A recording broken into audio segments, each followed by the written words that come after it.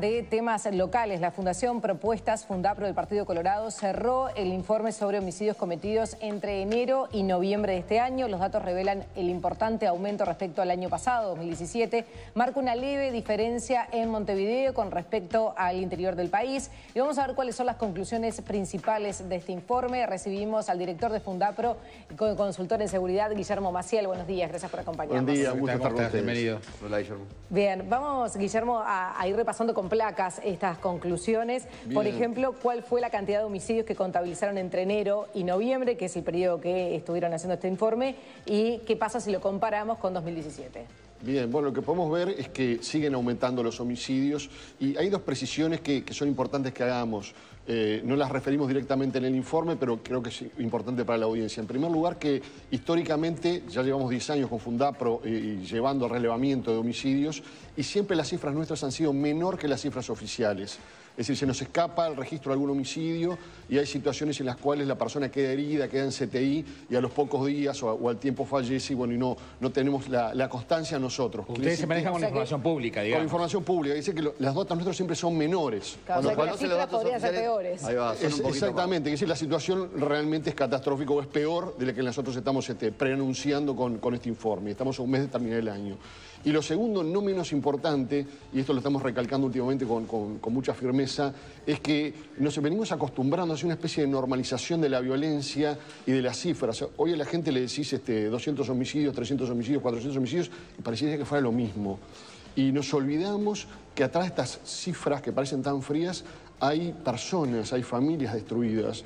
Cuando hablamos de estos 356 homicidios, está el niño Indy, está la cajera que salía de la ANCAP y la apuñalan por 100 pesos, está el abuelo que le entraron a robar y lo mataron a golpes en la cabeza por una mísera jubilación, está la empleada del supermercado que el delincuente cuando se iba le tira un tiro por la espalda porque se puso nerviosa para abrir la caja. Entonces, bueno, esas situaciones no se visualizan a veces en los números y es importante señalarlo. Ahí veíamos en una primera gráfica una diferencia de 100 homicidios, o sea, 100 vidas este año con respecto al año pasado. 100 asesinatos más, sí. Y también se refleja fuertemente, no sé si están las placas, en las tasas de homicidios. A nivel internacional, la medición de homicidios se hace por tasa cada 100.000 habitantes. Es decir, ¿cuántos homicidios ocurren cada 100.000 personas en un país? Ajá. Y bueno, la realidad es que nuestro país ha pasado el umbral de 10 homicidios cada 100.000 personas, lo cual para la Organización Mundial de la Salud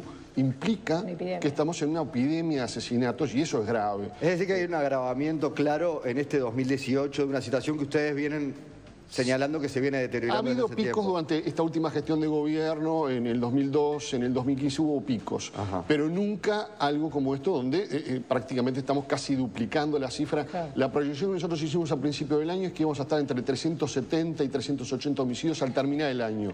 Bueno, lamentablemente no nos equivocamos. El gobierno se ha dicho que ha cambiado el tipo de delito, la presencia del tema de la droga, el narcotráfico, los ajustes de cuentas, que eso ha hecho que aumentaran las cifras de esta manera. Tal vez, digo, no lo interpretamos de esa misma manera, ¿no? Creemos que hay un Estado ausente y un gobierno fallido donde las políticas de seguridad que se siguen implementando son exactamente las mismas que hace 5, 10 o 15 Cuando años. el panorama era distinto. Claro, entonces, bueno, hay que adaptarse, hay que cambiar en la prevención, en la represión del delito y en otra falla muy grande que es la rehabilitación. Guillermo, esta epidemia se ha ido expandiendo recién y ahora vamos a volver a ver la placa con la cantidad de homicidios en Montevideo y en el interior. Y si bien siguen siendo más en Montevideo, me parece que el aumento es más grande en el interior. Sí, históricamente había un fuerte desequilibrio donde se concentraba, al igual que las rapiñas en Montevideo, se concentraban los homicidios. Hoy en día, en estos últimos tiempos, esto ha cambiado bastante y viste que la cercanía que hay entre homicidios en todo el interior del país y lo que es Montevideo es leve. Ajá. También tenemos el tema de homicidios por género, donde nosotros llevamos registrados 50 asesinatos de mujeres, de los cuales 28 nos dan para nosotros que son por violencia doméstica. Ajá. Y el resto lo podemos dividir en situaciones de hurtos y rapiñas en algunos casos, situaciones de agresión sexual, otros. Ahí lo estamos viendo.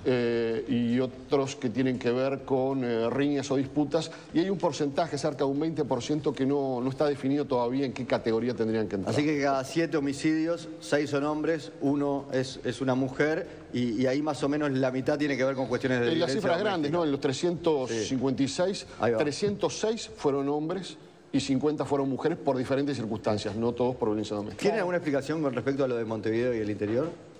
Esta igualación que se está dando, bueno, que la violencia ha crecido a nivel nacional.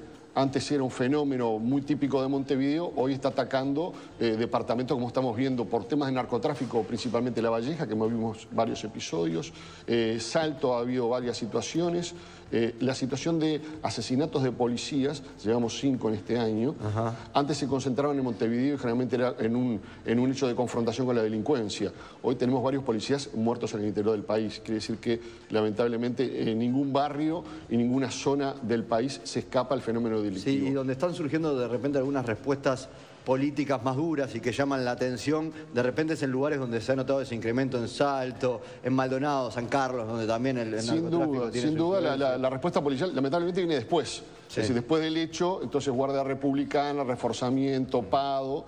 Bueno, la política tiene que hacer un poquito al revés, ¿no? Tratar de prevenir un poco más, mayor patrullaje, falta de presupuesto no tiene el Ministerio del Interior, casi 900 millones de dólares al año, falta de funcionarios tampoco, falta de equipamiento tampoco. Y se supone que falta de preparación o de visión tampoco, porque muchas veces desde el Ministerio del Interior han dicho, bueno, todo lo que pasa en la región viene para este lado, hablando de los cajeros, de los ajustes de cuentas, del narcotráfico, de las armas.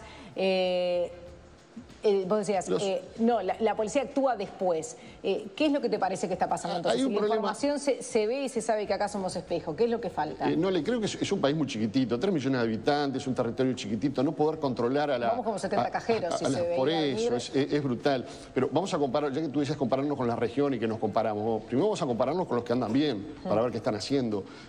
La Argentina, la tasa de homicidios, es cifras redondas, ¿no? 5 cada 100.000 habitantes. O sea que ellos no están Nosotros estamos en 10, estamos en el doble. Uruguay está en el doble. Y ellos llevan 3 años consecutivos, el 15, el 16 y 2017, con la baja de la tasa, de 6 con algo a 5,2. En Chile ocurre lo mismo. Nosotros triplicamos a Chile hoy en día. Chile está en 3. ¿Qué hacen distinto ellos? Bueno, yo veía un video que está circulando ahora de Piñeda, en donde el presidente, porque atropellaron en la salida del aeropuerto de Santiago de Chile a un carabinero en un control, el presidente de la República sale a hablarle a la ciudadanía, a respaldar a los carabineros, señalando que lo primero que tiene que hacer la población es respetar a la autoridad. Ahí se pierde todo. Si no respetamos a la autoridad, bueno, ya es el caos absoluto. Y en nuestro país, ¿qué es lo que ocurre? Bueno, tenemos episodios que realmente muestran la falta de respaldo a la autoridad. Si cuando fallece un policía, ninguna autoridad principal del Ministerio del Interior, estoy hablando del ministro, del subsecretario, el director general, el director de la policía, no van ni al velorio ni al sepelio del policía a acompañar y a tener empatía con la familia del policía fallecido, bueno, ¿qué respaldo puede sentir el policía? Más allá de que habría que hacer algunas modificaciones en la ley de procedimiento policial, algunas modificaciones que se sumen a las que ya se hicieron al Código nuevo de procedimiento penal, que acompañen un respaldo a la policía. ¿Y cuál es la situación con la policía? Ahora hablemos de lo que sucedió el otro día, las movilizaciones del G20. El jefe de policía declaró en fiscalía y dijo que había orden de actuar. Los policías no actuaron. Esto, bueno, se va a investigar obviamente. Pero ahí, ¿qué es lo que puede haber pasado? Bueno, ustedes, la prensa, informaban, yo estaba viendo por televisión, que había orden de no actuar. Y que, de hecho no actuaron, no hay detenidos. Y se mencionaba por fuentes de prensa que el propio ministro había dado la orden. Sí, ahora hay un informe, Guillermo, que parece que es lo que el ministerio le traslada al fiscal, donde el jefe del operativo dice que sí tenía orden de actuar, pero que por la información que había recolectado de inteligencia, el objetivo de los manifestantes, que cuenta en 12, era la embajada argentina. Cuando vieron el operativo protegiendo la embajada argentina, la emprendieron contra, como vimos, lo que viniera. Y la policía fue detrás de ellos, pero se les metieron en la manifestación. Sí, dice que en realidad lo que actuaron medio lento, ¿no? Porque los vimos en las imágenes y claro, parecían bastante distinguibles. ¿Y después qué hicieron? En realidad ellos eran cerca de 15, pero eran los 15 que estaban encapuchados, o sea que más fácil de distinguir que lo que tienen que... Se metieron en la Facultad de Ingeniería y se cambiaron. De ciencias sociales, ¿no? De ciencias sociales. Constituyente y materia de prueba. Ahí, y se cambiaron. Y con eso se le escaparon a Claro, pero en el momento, por ejemplo, que están agrediendo a la prensa, ahí estaba clarísimo, porque ahí había varios que después fue lo que... No, y tampoco es que hicieron no sé, la operación de inteligencia. Primero, la policía necesita orden o autorización para actuar. ¿Por qué? Porque el marco legal que tenemos hoy ya establece que frente a un delito que se está cometiendo la policía tiene que actuar. No puede mirar para el otro lado. Puede haber orden de decir, ustedes estén ahí, pero no actúen, a menos que, bueno... Pero la orden es claramente ilegal. Es ilegal. Digo, es ilegal. En la medida que la ley de procedimiento policial y hasta el Código de Proceso Penal establece que frente a un delito flagrante la autoridad tiene que detener incluso sin orden judicial y sin orden fiscal, como ocurría acá. Ahora están viendo la agresión. Claro, porque una cosa se trae. El Ministerio sí puede decir, no enviemos policías. Eso es otro tema. Eso sí puede hacer, pero si están ahí, el policía tiene el deber de actuar. Mira, por supuesto que sí. Claro, ahí la confusión también tiene que ver con reprimir a quienes están cometiendo esos desmanes o la manifestación, que es lo que otros reclaman. Bueno, ahí hay que reprimir la manifestación porque están escondidos ahí, los otros lo están parando. Y algunos dicen, no, el que está manifestando... Ahí tenés, lo que están en torno... Legítimamente no tiene por qué llevarse el garrón de llevarse un palo porque están en todo. La manifestación está yendo hacia 18 de julio y estos 10 están claramente identificables y hay policías ahí en esa misma cuadra que se ven ahora en una misma imagen. Cuando uno lo ve, no parece tan complicado en la medida que los manifestantes pacíficos, que son la mayoría de los que estaban ahí, van con la cara descubierta, no llevan una mochila, en todo caso llevan una pancarta con sus reivindicaciones. La mayoría no hacen nada, son muy pocos los que terminan ocasionando todos los problemas. El informe policial da cuenta de que hubo incidentes, una gresca, así lo menciona, entre ellos mismos. Claro, entre los manifestantes pacíficos y... Que se veían agredidos porque se habían infiltrado. Ahora, los que se habían infiltrado claramente son más identificables, llevan la cara tapada, llevan una mochila donde estaban sacando las bombas Molotov o las bombas brasileñas que estaban tirando y la pintura con la que agredían incluso a los periodistas. Sí. El centro está lleno de televigilancia. Claro. Había una imagen, diría que media patética, donde se veía la marcha caminando por 18 de julio y atrás se iban 6 funcionarios policiales con escudo. 6 funcionarios. Una línea de 4 y 2 atrás.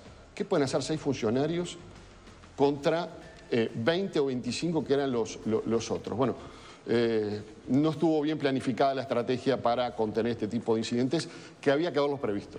Bien, Guillermo Maciel, muchísimas gracias por acompañarnos. Gracias a ustedes por la entrevista. Y hablando justamente...